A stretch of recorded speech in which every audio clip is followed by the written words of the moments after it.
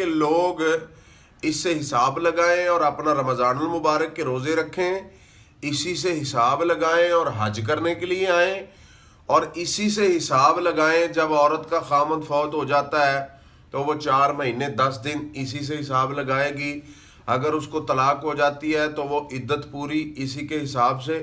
یعنی یہ جتنے معاملات ہیں یہ سارے کے سارے، اور جیسے آج کل ہمارے یہ موبائل اور ایسی ساری چیزیں، وہ اسی کے ساتھ ہی اس کی سیٹنگ ہے نا. اگر یہ سورج اور چاند نہ ہوتا تو پھر یہ کیسے سیٹنگ کرتے، کیسے ان کو پتہ چلتا کہ ایسے مہینہ ختم ہو رہا ہے اور ایسے نیا آ رہا ہے اور اتنی اس کی مدت ہے، اتنا اس کا وقت ہے. تو یہ سب کچھ اللہ نے ہمیں کدھر سے دیا ہے؟ چاند سے. ٹھیک ہے. وَلَيْسَ الْبِرُّ بِأَن تَأْتُوا الْبُيُوتَ مِن ظُهُورِهَا، اور نہیں ہے نیکی کہ تم آؤ اپنے گھروں کو من ظہوریہا، اس کے پچھواڑے سے، پچھلی جانب سے، بجائے دروازوں کے آنے سے. وَلَكِنَّ الْبِرَّ مَنِ اتَّقَى، لیکن نیکی یہ ہے کہ جو اللہ سے ڈر گیا.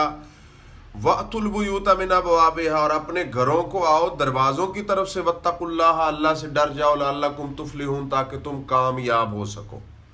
اصل میں حضرت براء رضی اللہ تعالیٰ عنہ فرماتے ہیں کہ یہ آیت ہمارے بارے میں، یعنی انصار کے بارے میں اتری، کہ جب یہ حج کر کے اپنے گھروں کو جاتے نا تو یہ سمجھتے تھے کہ دروازے سے داخل ہونا یہ ٹھیک نہیں ہے. جو حاجی حج کر کے آئے وہ دروازے سے اپنے گھر میں نہ جائے بلکہ دیوار سے جائے یا اپنا جو کمرہ ہے ادھر سے آئے، دروازے سے وہ داخل نہ ہو. تو اللہ تعالیٰ فرماتے ہیں یہ کوئی دین تو نہیں ہے کہ تم حج کر کے آؤ اور دروازے سے، جیسے یہ ہماری رسمیں ہیں نا، ہندوستان کی رسمیں، وہ جب کوئی فوت ہو جاتا ہے تو اس کے نیچے چھری رکھ دیتے ہیں، کبھی گندم رکھ دیتے ہیں، جب کوئی پیدا ہوتا ہے تو اس کے دروازے پہ پتے لٹکا دیتے، یہ ساری ایسے ان میں بھی یہ. تو اللہ تعالیٰ نے اس کی تردید فرمائی. اللہ فرماتے ہیں وَأْتُوا الْبُيُوتَ مِنْ أَبْوَابِهَا، تم اپنے گھروں میں دروازوں کی طرف سے آؤ اور اللہ سے ڈر جاؤ. اللہ سے ڈرنا اصل نیکی ہے. یہ ایسی باتیں کہ دروازے سے نہ آنا، کسی اور جگہ سے آنا، یہ نیکی نہیں ہے اصل میں. ٹھیک ہے. تو اس آیت سے یہ ثابت ہوتا ہے کہ رسوم و رواج پہ عمل کرنا نیکی نہیں ہے. اصل نیکی کیا ہے؟ دلوں میں تقوی پیدا کرنا، پرہیزگاری پیدا کرنا. ٹھیک ہے. چونکہ یہ رسوم و رواج تو لوگوں کے بنائے ہوئے ہیں نا، اور تقوی اور پرہیزگاری اور دین پہ چلنا یہ اللہ کی طرف سے ہمیں حکم ہے. ٹھیک ہے. یہ صحیح بخاری حدیث نمبر 1803 ہے. حضرت براء رضی اللہ تعالیٰ عنہ فرماتے ہیں نزلت هذه الآیہ فینا، یہ ہمارے بارے میں آیت اتری تھی کہ اذا حجوا فجاؤوا لم يدخلوا من قبل ابواب، کہ جب ہم حج کر کے جاتے تو ہم دروازوں سے داخل نہیں ہوتے تھے. ٹھیک ہے. اس کی پچھلی جانب سے داخل ہوتے تھے. فجاء رجل من الانصار فدخل من قبل بابه فكأنه غير بذلك، ایک بندہ حج کر کے آیا تو وہ دروازے سے داخل ہو گیا، اس کو کوئی جلدی ہوگی. تو لوگوں نے کہا اللہ جی اس نے کیا کر دیا. یہ جیسے ہمارے کوئی رسم ہونا تو کسی کو دین کا پتہ نہ ہو تو جب اس پہ عمل نہ کریں تو کہتے ہیں یہ کیا کر دیا تم نے، جبکہ وہ دین کا حصہ نہیں ہے. ٹھیک ہے. تو پھر اللہ نے یہ آیت اتاری کہ نیکی تو یہ ہے کہ تم تقوی اختیار کرو. یہ کوئی نیکی نہیں کہ اپنے گھروں کے دروازوں سے جانا ہے یا اوپر سے آنا ہے. دروازوں سے جاؤ، کوئی حرج نہیں ہے. دروازے کس لیے ہوتے ہیں؟ آگے آیت نمبر 190 وَقَاتِلُوا فِي سَبِيلِ اللَّهِ، اور اللہ کے رستے میں قتال کرو. الَّذِينَ، ان لوگوں سے، يُقَاتِلُونَكُمْ جو تم سے لڑتے ہیں. وَلَا تَعْتَدُوا، اور حد سے نہ بڑھو. ان اللہ لا يحب المعتدین، اللہ تعالیٰ حد سے بڑھنے والے کو پسند نہیں کرتے. ٹھیک ہے. اس آیت میں اللہ تعالیٰ نے قتال کا حکم دیا مسلمانوں کو، جو تم سے لڑتے ہیں تم ان سے لڑو اور حد سے نہ بڑھو. حد کا کیا مطلب ہے؟ کہ جس کے ساتھ تمہارا معاہدہ ہو گیا ہے ان کے ساتھ لڑائی نہ کرو. ٹھیک ہے. جس کو تم نے امان دے دی اس کے ساتھ لڑائی نہ کرو. اگر تم قتال کرتے ہو تو عورتوں اور بچوں کو قتل نہ کرو. یہ ساری چیزوں کو مد نظر رکھتے ہوئے تم نے اللہ کے راستے میں قتال کرنا ہے. ٹھیک ہے. کن سے کرنا ہے؟ جو تم سے کرتے ہیں. ٹھیک ہے. اور سنن ابی داؤد حدیث نمبر 5404 ہے، حدیث نمبر 2504 ہے ان انس ان نبی صلی اللہ علیہ وسلم قال، حضرت انس فرماتے ہیں کہ نبی صلی اللہ علیہ وسلم نے فرمایا جاہد المشرکین باموالہم وانفسہم والسنتہم، کہ مشرکین کے ساتھ جہاد کرو اپنے مالوں سے، اپنی جانوں سے اور اپنی زبانوں سے. ٹھیک ہے، مال کا کیا مطلب کہ تمہارے ساتھ وہ لڑائی کرتے ہیں تو پھر تم دولت صرف کر کے اپنی جانیں قربان کرو اور ان کے ساتھ قتال کرو. ٹھیک ہے، اور زبانوں سے کیا قتال ہے مشرکین کے ساتھ کہ تم توحید بیان کرو جیسے وہ شرک بیان کرتے ہیں. ٹھیک ہے، اور آپ کو پتہ ہے کہ جیسے وہ مشرک ہجو کرتے تھے اپنے شعروں میں، وہ اسلام کی اور محمد صلی اللہ علیہ وسلم کی بےزتی کرتے تھے، تو پھر اللہ کے رسول صلی اللہ علیہ وسلم نے حضرت حسان رضی اللہ تعالیٰ کو فرمایا کہ تم بھی ان کو جواب دو شعروں میں. اور وہ صحابی رسول تھے اور شاعر بھی تھے، لیکن وہ شرکیہ شعر اور بدعات پہ مبنی شعر نہیں پڑھتے تھے، وہ قرآن و سنت کے شعر پڑھتے تھے. ٹھیک ہے، تو جیسے مشرک کریں ہمارے ساتھ ویسے ہم ان کے ساتھ کریں گے. وَاقْتُلُوهُمْ، قتل کرو ان کو، حیث ثقفتموہم، جہاں بھی ان کو پاؤ، وَأَخْرِجُوهُمْ، اور ان کو نکال دو، من حیث أَخْرَجُوكُمْ، جہاں سے انہوں نے تمہیں نکالا ہے. جیسے انہوں نے تمہیں مکہ سے نکالا ہے نا، ایسے تم بھی ان کو نکال دو. تو پھر اللہ نے موقع دیا نا مسلمانوں کو فتح مکہ کے دن. ٹھیک ہے، وَالْفِتْنَةُ أَشَدُّ مِنَ الْقَتْلِ، اور فتنہ جو ہے یہ قتل سے بھی بڑا گناہ ہے. فتنہ کیا ہے؟ اس جگہ پہ فتنے سے مطلب ہے جو مسلمانوں پہ آزمائشیں تھی. کیا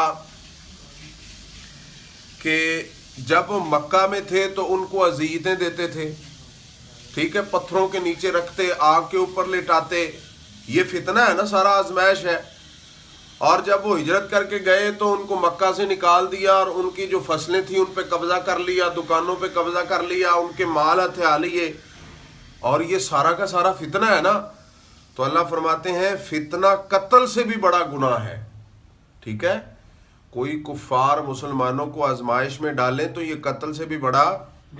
وَلَا تُقَاتِلُوهُمْ، اور نہ تم لڑائی کرو ان سے، عند المسجد الحرام، بیت اللہ کے پاس، چونکہ وہ امن والی جگہ ہے نا. حَتَّى يُقَاتِلُوكُمْ فِيهِ، حتیٰ کہ وہ لڑائی کریں تمہارے ساتھ اسی جگہ پہ. فَإِن قَاتَلُوكُمْ فَاقْتُلُوهُمْ، اگر وہ تم سے لڑائی کرتے ہیں تو پھر تم ان سے لڑائی کرو. كَذَلِكَ جَزَاءُ الْكَافِرِينَ، کافروں کی یہی سزا ہے.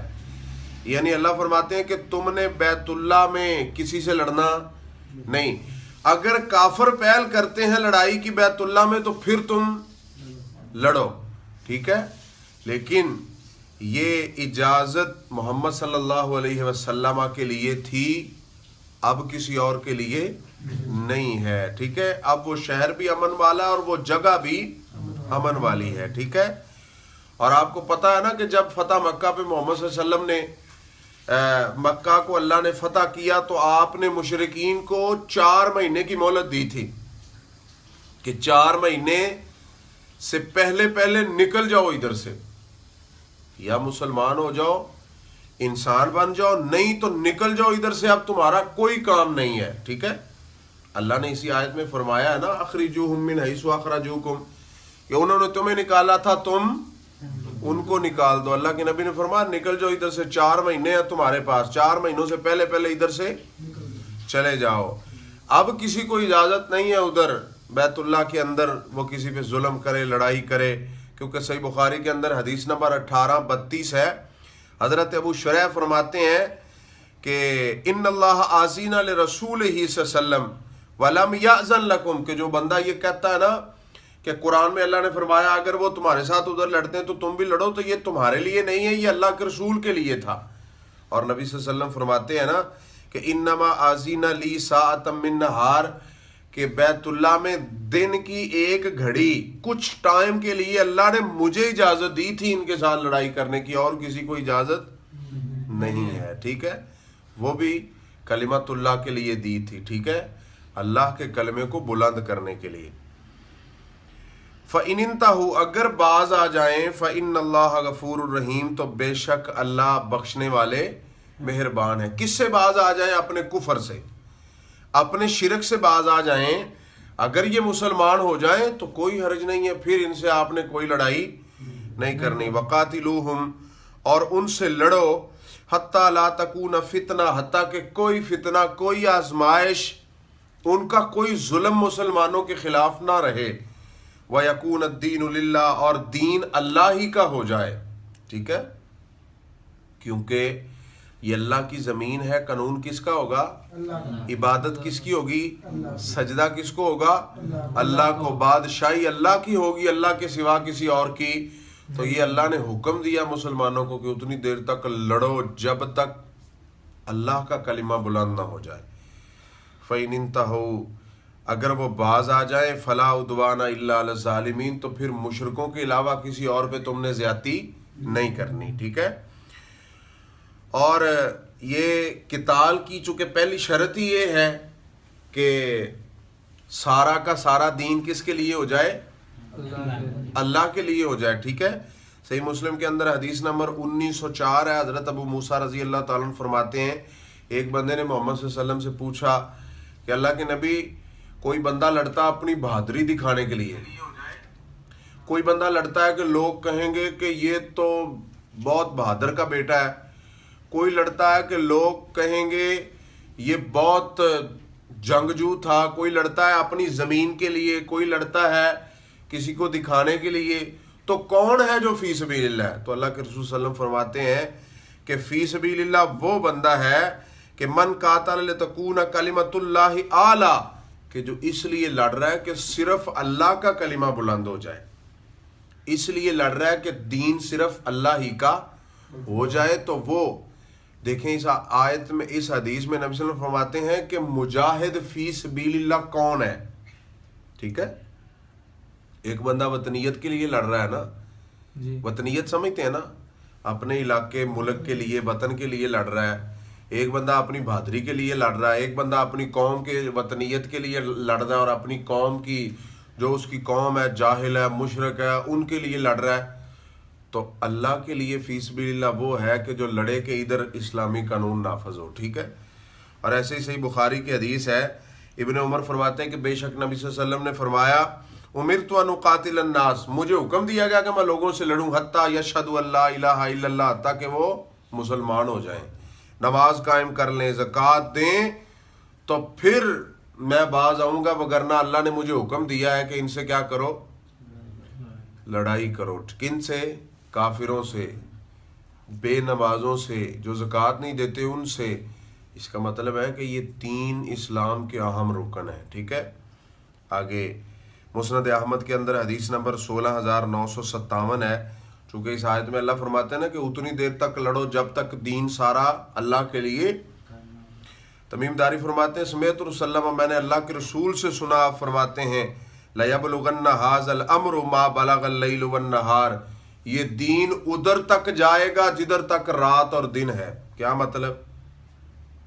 کہ جدھر انسانیت، جدھر تک روئے زمین ہے، جدھر تک انسانیت موجود ہے، ادھر تک یہ دین جائے گا. ہمیں یہ یقین ہے کہ محمد صلی اللہ علیہ وسلم کی رسالت اور اللہ کی ربوبیت اللہ نے دنیا کے کناروں تک پہنچا دی ہے. ٹھیک ہے، وَلَا يَتْرُكَ اللَّهُ بَيْتَ مَدَرٍ وَلَا وَبَرٍ إِلَّا أَدْخَلَهُ اللَّهُ هَذَا الدِّينَ، روئے زمین پہ کائنات میں اللہ کوئی ایسا گھر نہیں چھوڑیں گے جو مٹی کا ہو یا کسی چیز کا بھی بنا، مگر اللہ ادھر دین کا پیغام ضرور پہنچائیں گے. ٹھیک ہے، اور اللہ تعالیٰ ضرور مسلمانوں کو اسلام کے ساتھ عزت دیں گے اور کافروں کو ان کے کفر کے ساتھ ذلیل کریں گے. یہ اللہ کا وعدہ ہے. ٹھیک ہے، تو اللہ نے مسلمانوں کو حکم دیا، کیا دیا؟ کہ جب تک دین اللہ کے لیے نہ ہو جائے، زمین پہ اللہ کا قانون نافذ نہ ہو جائے، اتنی دیر تک تم ان سے لڑتے رہو. ٹھیک ہے، یہ وہ احکام قتال ہیں جو اللہ تعالیٰ نے محمد صلی اللہ علیہ وسلم پر نازل فرمائے تھے. ٹھیک ہے، کفار کے خلاف، چونکہ یہ سارے کے سارے اسلام کے دشمن ہیں، یہودی، عیسائی، اور اس کے علاوہ دیگر، بلکہ دیگر جتنے ہیں ان سے سب سے بڑھ کر جو زیادہ اسلام کے دشمن ہیں وہ یہودی ہیں اور عیسائی ہیں. ٹھیک ہے، تو یہ احکام تھے. اللہ تعالی ہمیں سمجھنے کی توفیق عطا فرمائے. آخر دعوانا الحمدللہ رب العالمین.